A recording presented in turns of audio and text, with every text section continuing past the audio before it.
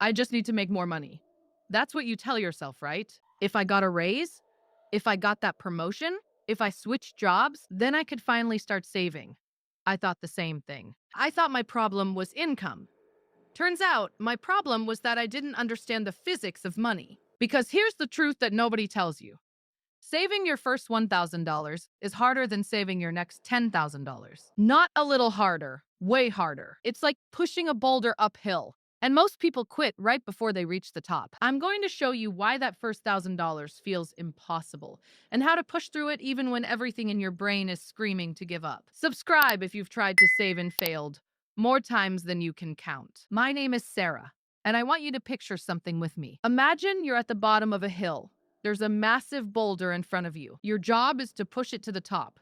The first 100 feet, brutal. The ground is soft. Your feet slip. The boulder barely moves. You're using every ounce of strength and making almost no progress. But then something changes. You hit solid ground. The boulder starts rolling. You're still pushing, but now it's moving. And the closer you get to the top, the easier it gets. That's saving money. That's the exact physics of building wealth. The first $1,000 is the soft ground at the bottom. The next $10,000 is the solid ground where momentum takes over. And after that, the boulder starts rolling on its own. But here's the problem. Most people give up in the soft ground. They push for a few weeks, see almost no progress, and quit. They think they're bad at saving. They think it's not worth it. They don't realize they were 5 feet from solid ground. Let me show you why that first $1,000 is so much harder. And I'm going to use real math and real psychology because both matter. First, the math. And I need you to really pay attention here because this explains everything. When you have $0 saved, every unexpected expense is a crisis. Your car needs a $300 repair. You don't have $300. So what do? You put it on a credit card. Now you owe $300 plus interest. Let's say 20% APR. If you pay the minimum, that $300 costs you $360 by the time you pay it off. You just lost $60 to interest. A month later, your phone breaks. $200 to replace it on the card. Now you owe $500 plus the interest that's compounding on both purchases. This is called the broke tax. When you don't have savings, everything costs more because you're always borrowing, always paying interest, always behind. Now imagine you have $1,000 saved. Your car needs a $300 repair. You pay cash from your emergency fund, zero interest. The repair costs exactly $300. You spend the next month rebuilding that $300 in your fund. But here's the key. You're not going backwards. You're not paying interest. You're just refilling what you used. That $1,000 buffer saves you $60 in interest on this one repair. Over a year, with multiple unexpected expenses, that buffer saves you $500 to $1,000 in interest and fees. That savings accelerates your next $1,000 because you're not losing money to the broke tax anymore. You're keeping it. This is the compounding effect, but in reverse. At the beginning, when you're broke, your money compounds backwards. You lose money to fees and interest faster than you can save. But once you have a buffer, you stop compounding backwards and start compounding forwards. Let me show you the exact math on this. Let's say you're trying to save $100 a month. When you have zero savings and an unexpected $200 expense hits, you can't save that month. You put the expense on a card. Now you owe $200 plus interest. Next month, you want to save $100, but you also need to pay down that $200. So, you split it. $50 to savings, $50 to the card. You're making progress on both, but slowly. Month 3, another unexpected expense. $150. You only have $50 saved. So you drain your savings and put $100 more on the card. You're back to zero in savings, and now you owe $350 on the card. This is the cycle that keeps people broke. 2 steps forward, 3 steps back. You're trying, but the math is working against you. Now let's say you've already saved $1,000. Same scenario. $200 expense hits. You pay cash from your savings. You're down to $800. Next month, you save $100. you're at $900. Month 3, $150 expense. You pay cash. You're at $750. It feels like you're going backwards, and you are, temporarily. But here's what's different. You're not paying any interest. Every dollar you save is a dollar you keep. By month 6, even with multiple unexpected expenses, you're probably back to $1,000 or close to it. And every month after that, you're building because the math is now working with you instead of against you. The first $1,000 is where you break the cycle. That's why it's the most important $1,000 you'll ever save. But the math is only half the story. The psychology is just as brutal. When you're at zero, saving feels pointless. You're trying to save $50 or $100 a month, and you look at the big goals: $1,000 emergency fund, $10,000 for a house down payment, $100,000 for retirement. $100 a month feels like nothing against those numbers. You do the math. $100 a month is $1,200 a year. At that rate, it'll take you 8 years to save $10,000. 8 years. So your brain says, what's the point? Why suffer now for a goal that's almost a decade away? And here's what happens. You save $100 one month, feel good, save $150 the next month. You're on a roll. Then life happens. Car repair, medical bill, friend's wedding. You drain what you saved. You're back to zero. And your brain says, see, I knew this wouldn't work. You're not good at this. It's not worth trying. That feeling, that shame, that's what stops people, not the math, the emotion. There's actual research on this. Behavioral economists have studied why people fail to save, and they found something fascinating. The psychological pain of saving $100 when you're at zero is roughly equal to the psychological pain of saving $1,000 when you already have $10,000. Read that again. Saving $100 feels as hard when you're broke as saving $1,000 feels when you're comfortable. Why? Because pain isn't about the absolute amount. It's about the percentage of your available resources and the perceived impact on your quality of life. When you're at zero and living paycheck to paycheck, saving $100 means eating cheaper food, skipping the coffee run, saying no to drinks with friends. It feels like deprivation, like punishment. When you have $10,000 saved, saving $1,000 means delaying a purchase or cutting back temporarily. But you still have $9,000 in the bank. You still feel secure. The pain is minimal. Same dollar amount in absolute terms. Completely different psychological experience. And here's the kicker. That first $1,000 is when you get hit with the most unexpected expenses. Or at least, it feels that way. You know why? Because when you're finally paying attention to your money, you notice every expense. That $45 copay, that $80 car registration, that $60 annual subscription you forgot about. Those expenses were always there. But now you're aware of them because you're trying to save. So it feels like the universe is conspiring against you. It's not. You're just finally seeing reality. And reality is expensive. This is why most people quit in the first 3 months. They save $200 or $300. They feel like they're making progress. Then unexpected expenses hit and they're back to $50. And they quit because it feels impossible, because their brain is screaming this isn't working. But here's what they don't know. They were almost there. They were in the hardest part, the soft ground. 5 more feet and they would have hit momentum. Let me tell you what happened to me. About 9 years ago, I tried to save $1,000 for the first time in my adult life. I was 28 years old. I had a decent job. I made about $58,000 a year, and I had $400 in my checking account. That was it. Because what is it just to sit? There's no way otherwise there can be more of that dead. But what is it just to sit? My whole life, I've struggled with consistent. That was it. I decided I was going to save $1,000 in 90 days. That meant about $330 a month. I did the budget.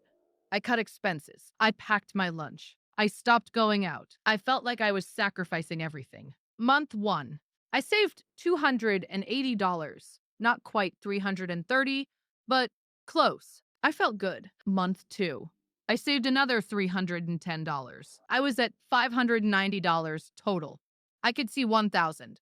I could almost touch it. Then my car started making a noise. I took it to the shop. $420 repair. Essential. Couldn't wait. I paid it from my savings. I was down to $170. 2 months of sacrifice. Erased in one afternoon. I sat in my car in that parking lot and cried. I'm not exaggerating. I cried. Because it felt like proof that I was never going to get ahead. That saving was pointless. I almost quit. I almost said, forget it. I'm just going to live paycheck to paycheck forever because clearly that's my destiny. But something in me decided to try one more month. Just one more. Month 3. I saved $300. I was at $470. Month 4. I saved $280. I was at $750. Month 5. Small expense. $80, but I paid cash. Savings down to $670. But I saved another $320 that month. Back up to $990. Month 6. I hit $1,000. Actually, I hit $1,080. Took me 6 months, not 3. But I did it. And here's what happened next. By month 12, I had $2,500 saved. By month 18, I had $5,000. By year 3, I had $20,000. The first $1,000 took 6 months of grinding, crying, almost quitting. The next $9,000 took 2.5 years. But it felt easier because I had momentum, because the math was working with me, because I wasn't paying the broke tax anymore. That first $1,000 is the boulder at the bottom of the hill. It's the hardest money you will ever save, but it's also the most important. So how do you actually do it? How do you push through the soft ground when your brain is screaming to quit? Let me give you 3 steps. And I'm going to be very specific because vague advice doesn't work when you're struggling. Step 1. Change your target from $1,000 to $25 per week. This is a psychological trick, but it works. $1,000 feels impossible. It's a big round number. It feels far away. Your brain can't visualize it. $25 per week feels doable. It's one less restaurant meal. It's skipping 2 coffee runs. It's selling something on Facebook Marketplace. Here's your action this week, not next week. This week, find $25 you can save anywhere. Cancel a subscription. Skip 1 takeout order. Work 1 extra hour. Doesn't matter. Just find $25. Put it in a separate savings account. Ally, Marcus, any high-yield savings account that's not connected to your checking. Label it emergency fund or freedom fund or boulder fund. Doesn't matter what you call it. Just name it something that means something to you. Now you have $25 saved. That's week 1. You did it. Week 2. Find another $25. Now you have $50. You're 5% of the way to 1,000. You can see progress. The goal is not to save $1,000 this month. The goal is to save $25 this week, every week. That's it. 1 week at a time. In 40 weeks, you'll have $1,000. That's about 9 months. Feels long, but here's what you don't realize. Those 9 months are passing anyway. You can get to next February with $1,000 saved or $0 saved. The time passes either way. Step 2. Expect setbacks and build them into the plan. This is the part everyone misses. They plan for perfection, and when life happens, they feel like they failed. You're not going to save $25 every single week for 40 weeks straight. Some weeks you'll save $50. Some weeks you'll save 0. Some weeks you'll have to pull $100 out for an emergency. That's not failure. That's reality. The goal is not perfection. The goal is forward momentum over time. Here's your mindset shift. If you save $25 for 3 weeks, that's $75. Then you have a $60 expense and pull it from savings. You're at $15. You didn't fail. You used your emergency fund for an emergency. That's what it's for. Now you're rebuilding from $15 instead of rebuilding from 0 while paying interest on a credit card. That's progress. Track your net progress monthly, not weekly. If you start the month at $100 and end the month at $180, even after unexpected expenses, you moved forward $80. That's a win. Over 12 months, if you average $80 a month forward progress, you'll have $960 saved. That's $1,000. You did it. Stop expecting a straight line. Expect a zigzag that trends upward. Step 3. Create a visual tracker and look at it every day. This is not optional. This is the difference between success and failure for most people. Get a piece of paper. Draw 40 boxes, or 52 boxes if you want to track a full year. Each box represents 1 week. Every week that you save $25, you fill in one box. Color it in. Put a check mark.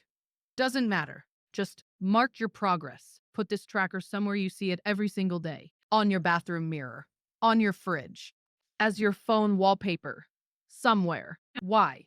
Because your brain needs tangible evidence of progress. When you're at $200 saved and you've been grinding for 2 months, it doesn't feel like progress. It feels like you're still broke. But when you look at your tracker and see 8 boxes filled in, you see progress. You see proof that you're doing it. Even if the dollar amount feels small, the visual is undeniable. Research shows that people who use visual tracking are 42% more likely to reach their savings goals. Not because the tracker saves money for you, but because it rewrites the story your brain is telling. Instead of I'm failing, the story becomes I'm 8 weeks in. I'm doing it. And here's the magic. Around week 20 or 25, something shifts. You look at your tracker and you see that you're more than halfway, and your brain clicks into, I'm actually going to finish this. That's when it gets easier. Not because the math changed, but because your identity changed. You're no longer someone who can't save. You're someone who is saving, who has saved, who will save. Now, let me tell you what that first $1,000 actually buys you, because it's not what you think. It doesn't buy a vacation. It doesn't buy a new car. It doesn't make you rich. Here's what it buys. It buys you options. It buys you breathing room. It buys you the ability to say no. Your boss asks you to work late for the third time this week. You're exhausted. You want to say no, but you're living paycheck to paycheck and you're terrified of losing this job. When you have $1,000 saved, you can say no, not because you're quitting, but because you know that if they fire you for setting a boundary, you have 30 days to figure it out. That's power. Your car breaks down. $400 repair. Without savings, you're panicking. You're putting it on a credit card. You're asking family for money. You're stressed for weeks. With $1,000 saved, you're annoyed. But you're not panicking. You pay cash. You rebuild the fund over the next month. It's a problem, but it's a manageable problem. Your friend invites you to their wedding. Out of state. You want to go. But the flight and hotel are $600. Without savings, you either go into debt or you miss it and feel guilty. With $1,000 saved, you can go. You use $600 from your fund. You rebuild it over 2 months. You got to celebrate your friend without destroying your financial progress. The first $1,000 buys you the thing money is supposed to buy. Not stuff. Freedom. The freedom to handle life without spiraling. The freedom to make choices based on what you want, not just what you can afford this second. And here's what happens next. Once you hit $1,000, you don't stop. Because now you've proven to yourself that you can do it. Now you have momentum. Now the boulder is on solid ground. You keep going. 1,500, then $2,000. Then $3,000, and around $3,000, something incredible happens. The interest you earn on your savings actually matters. If you have $3,000 in a high-yield savings account at 4.5% interest, you're earning about $135 a year. That's not life-changing, but it's $11 a month you didn't have to work for. That's 1 week's target, free. By the time you hit $10,000, you're earning $450 a year in interest. That's $37.50 a month. That's 1.5 weeks of savings goals. Free. The money starts working for you instead of you working for every dollar. That's the compounding effect everyone talks about. But it only starts after you get the boulder rolling. Here's what I need you to understand. You're not bad at saving.